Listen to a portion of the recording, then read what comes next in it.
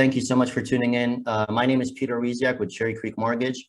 And today in my series, Home Buying Made Easy, we're interviewing Whitney Bianchi. Happy to be here, Peter, to talk with you about how buyers can win right now in what has become a little bit of a seller's market in the Houston area. So as you know, it's a crazy market right now. So Whitney, what do you think? What do you think about the market in the Houston area right now? Yeah, the market's really exploding, and a lot of this is happening in response to the pandemic last year. People really started to reevaluate what's important to them, what they want in a home, especially if they're going to be spending so much time in it, working in it for an undefined period of time. But specifically in our market, it's been a strong market for a really long time. Texas is an appealing place to live for people who still are, want an affordable city that has lots to offer. Houston and Texas in general is very business friendly, very startup friendly. And so it's become a pretty popular place to be. And so I think it was kind of a perfect storm, right? And now we have a huge demand in Houston and not enough supply. So it's, your classic supply demand problem. And right. At the moment, that's causing a lot of multiple offer situations for home buyers that are looking in Houston. Right. I mean, we see it all the time, right? You have people moving from New York and California. I mean, the houses are just so much more, affordable down here. And so I'm sure you see that too, right? You get usually larger lot sizes than you would in other cities in New York and California, right. That are still pretty close to town, and you have larger homes at a much more affordable price. So yeah, a lot of people are seeing this as an appealing place to relocate right now. Right. And you're saying that people reevaluated what's important to them. So do you see more clients asking for maybe 2 offices in a home instead of 1? Or do you see any changes on what's in demand right now? Outdoor space is probably the biggest one that I hear. People are kind of tired of living in these small spaces where they have nowhere to go outside, even just being closer to a park. But a lot of buyers are looking for a backyard space where maybe a pool, right? Yeah. Maybe a pool, yeah. Right. So just looking for a space to sprawl out. And yeah, the home office has become a really popular one too, but people are getting pretty creative. People just really want to enjoy their home more and have like a functional layout that they can use all day, every day for home life, school life, work life, all of it. Right. And situations like we see all over the place right now, when you have multiple offers, I mean, you're talking about houses getting 10, 15, 20 offers sometimes, right? Yeah, I think the highest I heard recently was 28 offers. 28, my goodness. Within 48 hours of being on the market.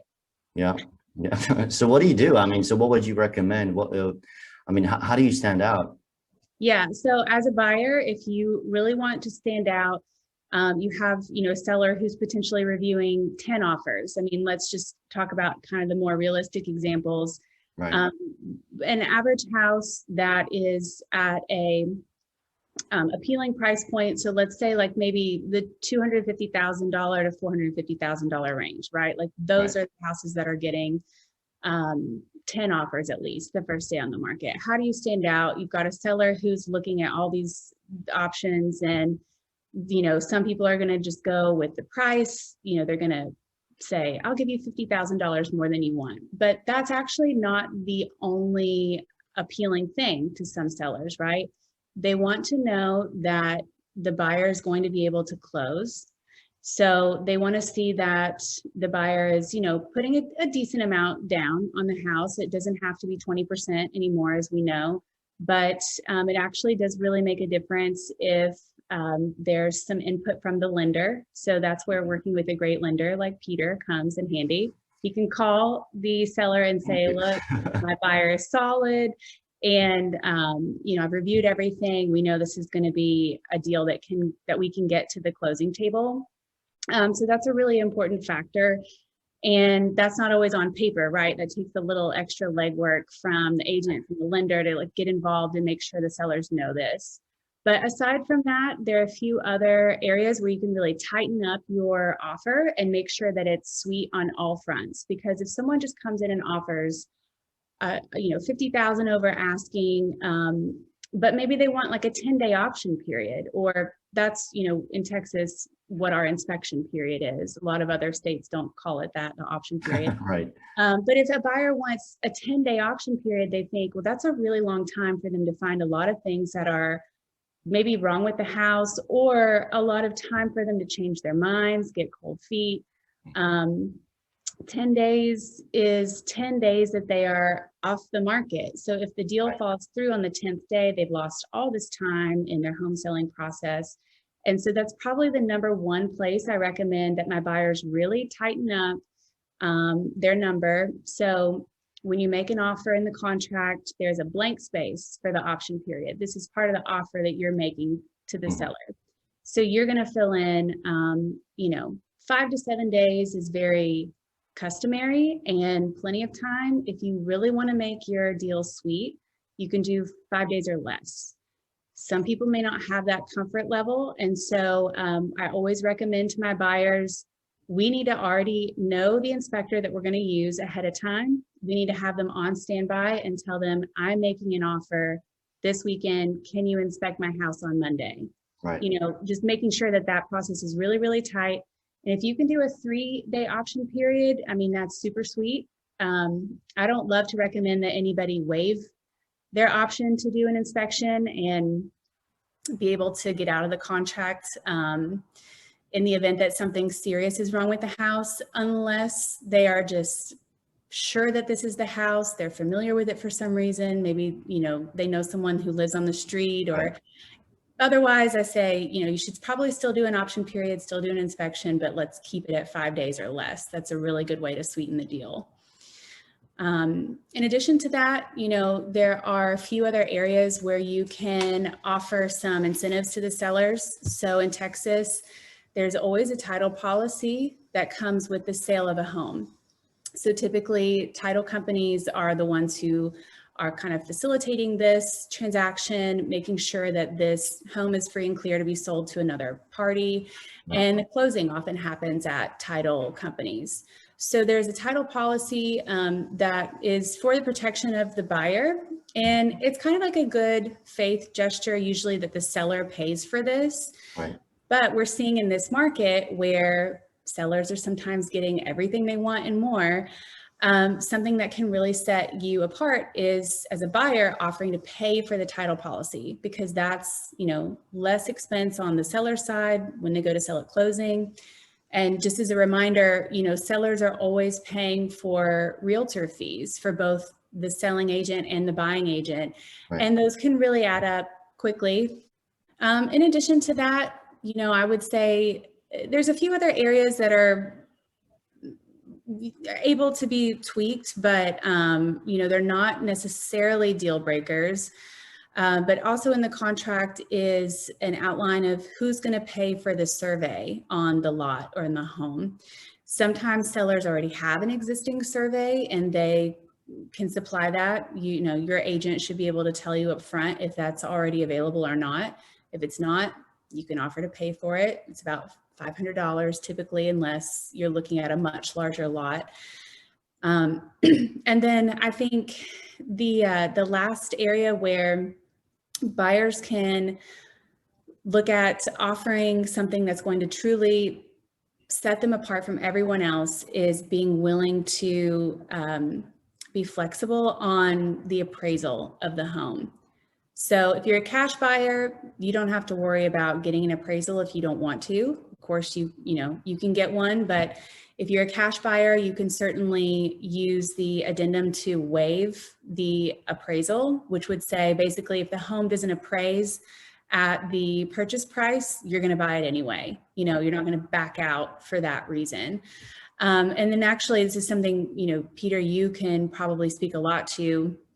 But when you are using financing as a buyer, looking at different ways that you can kind of prepare for how the home might appraise or might not appraise and what to do from there. Because in these multiple offer situations, the price is being driven up right? So if a home's listed for 375, let's say that's a pretty fair market price, but the person who actually wins the home is going to pay 410. Well, what happens if that house doesn't appraise for 410? You know, kind of what are our options there? If you're using a lender, they're going to say, well, the home only appraised for 390. Like, I'm not going to loan you up to 410.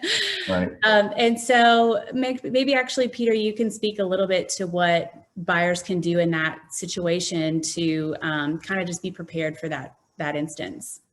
No, great point. Thank you. And thank you for the plug-in. With the appraisals, you're absolutely correct. So when you're going into a multiple offer situation, knowing that you're going above listing price, right? And you know that the value won't be supported when the appraisal comes in. So there's really, you know, what normally happens is it doesn't automatically kill the deal on the lending side, but you have to make up the difference in cash. So you can't borrow more money than the appraisal. But if you have the funds in the account, you can make up the difference in cash. So what we're seeing now is, instead of, you know, when I'm talking to clients, and if they were initially maybe planning on doing 20% down, which you don't have to, you can buy a house with just 3% down. But if you do minimum down, you're not in a position really to go above the listing price, you know. But if somebody was planning on doing 20% down, I would recommend do maybe 10% down, keep that extra 10% for this specific situation. So if it does come in 20, 30,000 less, you know, if you have the funds, you can still move forward with the purchase. You just have to make up the difference in cash. Yeah, absolutely. So it doesn't really change their payment. It's basically, it's adding to their cash to close. So when they go to the closing table, you would have to do the 10% closing cost plus the difference on the appraisal. Yes, exactly. So I love that idea, because it really does kind of help everyone still get what they want, and keeps you from taking on, you know, an excess of risk there as the buyer. So. And then the lending side is basically there to protect the buyer too. So, right. So in the normal market, you know, the loan officer will tell, you know, will tell the clients like, hey, if the value isn't there, you just can't borrow that much money. It's to protect the buyer and make sure that, you know, that the loan is secured with a good investment and that the value is there. Yeah. But these times are a little bit different. You know, it's multiple offers everywhere. So a lot of times, and right now, you could see that they're going above listing price and they're making up the difference in cash if they can. Yeah. And this current market status, you know, it may not last. This is probably something that is going to be around through the summer. Summer is a popular time to buy and sell anyway. You know, what we're seeing right now is that the real estate market is not as seasonal as it used to be. And you are not having a big dip during winter months, which in Houston, Texas has not been, you know, a huge trend anyway, right? We have great weather here year round. Yeah. But you're seeing that, you know, there's always still a peak in the summer. People are switching before school starts again in the fall. Maybe they want to get into a different school district, something like that. But I don't think this market is going to last forever. I think, you know, right now, if you want to sell your house, if you've been thinking about it, it's a great time to like capitalize on this moment, because it won't be around forever. If you're looking to buy, you know, don't get discouraged. There's still ways to win, and working with a good agent, working with a good lender, just having a team that's ready and knowledgeable to help you win, it's still totally doable. But I would, you know, I personally think by the end of this year, it's going to calm down a little bit. But we've had a, you know, chronic housing shortage for a while here. So some version of this is probably going to remain consistent for a little while until that balances out a little. Right. And it's always, you know, and what's helping us now is that the rates are super low. You know, they went up a little bit, but they're still crazy low. And the supply and the demand, you know, we have more people looking to buy houses than you have sellers willing to sell the house. Yes. You know, and so that's always a good thing. And yeah, multiple offers, you just kind of have to, you know, get ready. It's going to get bumpy, and hang tight, and just, you know, as I always tell the clients, you know, is that if it's meant to be, it's meant to be, right? And just if it's the right home, you know, just have a great realtor like yourself, you know, who's there to back you and to guide you through the process. And You know, you just have to, it'll be a couple houses. You're going to be in a couple multiple offer situations. So just hang tight, you know? Yeah, that's a really good point too. You know, I'd like to think that we can go out there and win every deal and, you know, never have to struggle too much, but that's not always the case. Every seller is in a unique situation, just like every buyer is, right? Right. So sellers may have certain needs that they're looking for, and it's inevitable that you are going to lose out on a house, you know, in this market. So I think that's a great point to make, is don't get discouraged. Just be prepared mentally to go through maybe a few scenarios before you find the perfect house. But like you said, the right thing always works out. One other really important detail that I forgot to mention is it's always a good idea to have your agent talk to the selling agent about what the seller needs. Maybe they need to live in their house for 30 days after closing. Maybe they are relocating and there's, you know, for whatever reason, they want to lease the house back from the buyer for a certain period of time. Right. So as a buyer, you know, being flexible on that and being able to say, we're going to buy the house, but we're going to let you live there for, you know, another 30 to 60 days after closing, because that's what you need. And if the buyer's able to work that out, that's obviously a really good incentive for the seller to work with them. You know, we don't, in Texas, you can't do that for more than 60 days anyway, but even if it's just 2 weeks, sometimes that helps the seller with their moving process.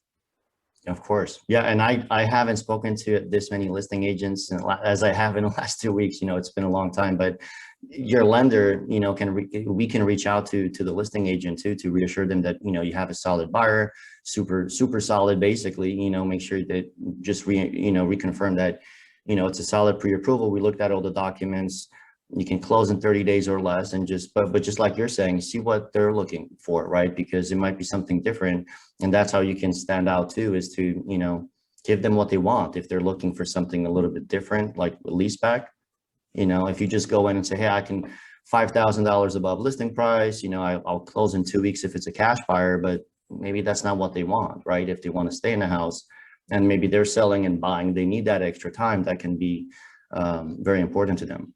Yeah, absolutely. It's being flexible, it's being open, and it is, you know, having an agent that will look out for you while also figuring out how can all parties win. You know, the sellers are looking for something, the buyers are looking for something. How can we make this match happen and have everyone feel like they get what they want at the end of the day, right? It's a, you know, on our team, we talk a lot about how to ensure that our buyers still feel like we are looking out for them in a crazy market like this, because it feels like you're giving everything away to the seller, that they have all the power in this situation. And that's not the case. You know, sometimes winning for your clients, for your buyers, is getting them the house. And it's doing that in a way that they feel happy, that the seller feels happy, and just having someone who can figure that out and work both sides, but while protecting your buyer client. That's kind of the name of the game right now. I think in this crazy market, it is just important to not get too carried away. You know, you're going to be able to find what you need and what you want. Like we said, it might take a few tries to get there, but really staying on top of it, working with an agent to be as specific as possible about your wants, your needs, and you know, the areas where you're looking. If you're open to multiple areas, just kind of opening up the number of homes that are going to be available to you, and then just being on top of it. Really, you know, if you're serious about buying a house right now, as you mentioned, it's a great time to do it because the interest rates are phenomenal. But making that a real priority. And I know that sounds silly, because if you need a place to live, like that's a big priority, right? But you'd be surprised at how many people are like, oh, we can talk about making an offer after work. You know, I'll be done at 5 o'clock. I'll call you and we can figure that out. And in this market right now, we need to make the offer right now. Right away, because that house might be gone. It might be gone. And if the house goes on the market on Thursday, you need to be getting your offer in on Thursday. And so just working with your agent, having someone who's looking for that house to be on the market as soon as it comes available, I'm going to be telling my clients about it and encouraging them to get something in right away. And I think just, being quick about it and having all your ducks in a row so that you're ready to buy, you're pre-approved, you've worked with the lender to get as far along as possible in the process before you know which house you're trying to buy, and just being ready to go. Right. No, 100%. And one more thing is communicate, right? Communicate with your lender too. So for example, if there's a deadline on if the sellers are reviewing all offers in the next 24, 48 hours, let your lender know. Call them and text them, hey, we're under pressure. We have a deadline. So if you need to update the pre-approval letter, change it, run different scenarios to make sure that the buyers are comfortable with it. If the strategy is to go a little bit above listing price, talk to us, talk to your lender, make sure that you run the numbers and you're comfortable with it, because if they do accept it, that's basically the scenario we kind of have to go with. And you can still change it, but you just want to make sure you know the numbers before you go in. And if there's a deadline, again, you can call the listing agent, reassure them that these guys are super solid, and kind of give them a little bit of background on yourself, on how you plan on working through the process. We always call and do our Tuesday update calls from start to finish, right? The whole process, within 30 days, there's a lot of communication via email, but then I personally call buyer's agent, listing agent, check in, give them an update if there's anything outstanding. We just basically make sure we have great communication going forward, so the agents are not calling us, the lender, for updates. They get it automatically. Yes, that's a really, really good point. Absolutely. Well, that's great information. Thank you so much, Whitney, for taking the time today and just giving us some, great information. Is there anything, what's the best way to contact you if somebody's watching this and says, hey, Whitney, she's awesome, let me call her. How can they get a hold of you? I would love to work with anyone who is looking at buying in the greater Houston area. I go to Katy, the Woodlands, to Sugar Land, to Humboldt, in town in Houston, in the Loop, and right outside. So anyone who would like to work with me, I would be thrilled. I should mention, if you're a first-time home buyer, if you've bought 30 homes because you're an investor, whoever you are, would love to work with you and help you. And you can reach me on my cell phone at 713-206-7358. You can also go to our website, davismossgroup.com and find our contact information there. I will respond to you if you reach out to me on Instagram, Facebook, any of it, at Whitney.Bianchi. Awesome. Well, thank you so much. And we'll have your contact information in the description as well. So if you guys liked it, make sure to make a comment in the comment section. Don't forget to subscribe, and we'll see you in the next video. Thank you. Thank you.